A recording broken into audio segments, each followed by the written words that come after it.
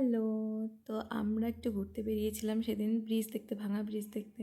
তো তার আগে কী, কী হয়েছিল বলি তোমাদেরকে। তো আমি একটু এই যে স্কুটি চালাটা নতুন শিখছিলাম। তো আমার পিছনে অঙ্কিতা ভিডিও করছে। আমি বলেছি ওকে ভিডিও করবি। তো এই যে অনেক কষ্টের পর মানে আমি তো পড়ে গেছিলাম আগের দিন বলেছি। তো পায়ে ব্যথা লেগেছে, একদম কালো দাগ হয়ে গেছিলো।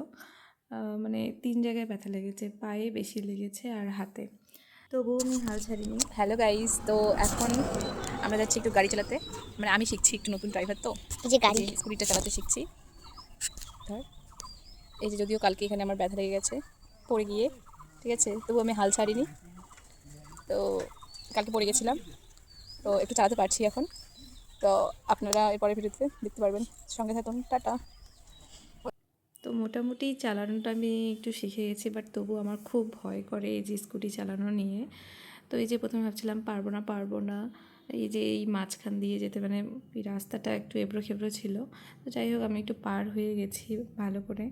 তো আমি আর শিখতে চাই না, মানে এতটুকুই এনাফ। জানি না কোনো দিন নিজে ভালো করে পাকা রাস্তায় স্কুটি চালাতে পারবো কি না, বাট এতটুকুই যথেষ্ট আর কি।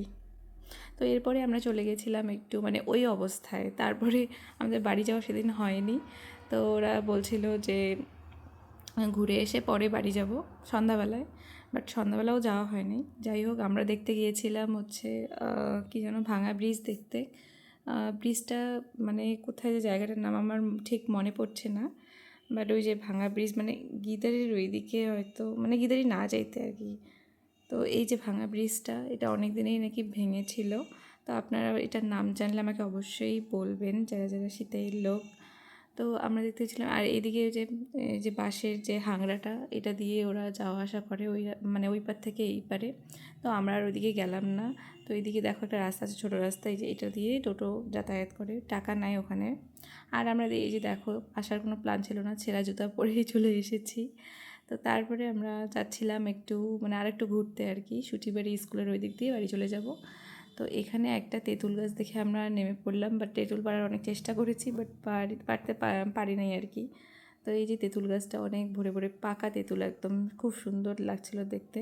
তো খাওয়া হয়নি, যাই হোক এরপর বাড়ি যাওয়া হয়নি। তো চলে গেছিলাম একটু শিবের মেলা, তখন শীতাই শিবের মেলা চলছিল। তো আমি ভাবলাম বাড়ি যাওয়া হলো না, তো আমাকে মেলা বাড়ি নিয়ে যেতে হবে। তো এই যে মেলাতে গেছিলাম, অনেক মজা করছিলাম। তো অঙ্কিতা একটু ওই যে গাড়িতে উঠবে, আমাকে বলছিল উঠতে, বাট আমি তো ছোটো বাচ্চা না, বাট তার জন্য উঠি নেই। আর আমার ওগুলো উঠতে একদম পছন্দ না আগের থেকেই। তাও এরপরে গিয়েছিলাম হচ্ছে জলপরি দেখতে। কোচবিহারে তো যেতে পারিনি রাসমেলায়, তো এখানে জলপরিটা দেখে নিলাম আর কি। তো এই যে অনেক ভিড় ছিল জলপরি দেখার জন্য। আমার যদিও একটা তেমন দেখার ইচ্ছে ছিল না, বাট ওরা দেখবে জন্য আর কি গেলাম আর কি। আমার এগুলো তো কোনো ইন্টারেস্টেড নাই, যেহেতু এগুলো রিয়েল নয়। মানে রিয়েল মারমেড হলে সেটা ব্যাপার আলাদা ছিল, বাট এগুলো তো রিয়েল নয়। যাই হোক এরপরে একটু কেনাকাটা করতে গেলাম, এই যে ক্লিপ, মেলাবাড়িতে তো একটা ইম্পর্টেন্ট, আমাকে ক্লিপ কিনে দিয়েছিলো অনেকগুলো। তো এই যে তারপর খাওয়া দাওয়া, এরপরে চলে গেছিলাম চপ খেতে। এই চপটা আমার খুব দারুণ লেগেছিলো।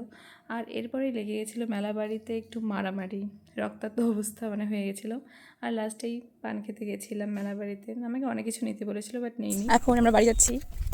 তো অঙ্কিতার খুবই মন খারাপ হয়ে গেছে, ও ক্যামেরার সামনে আসতে চাইছে না।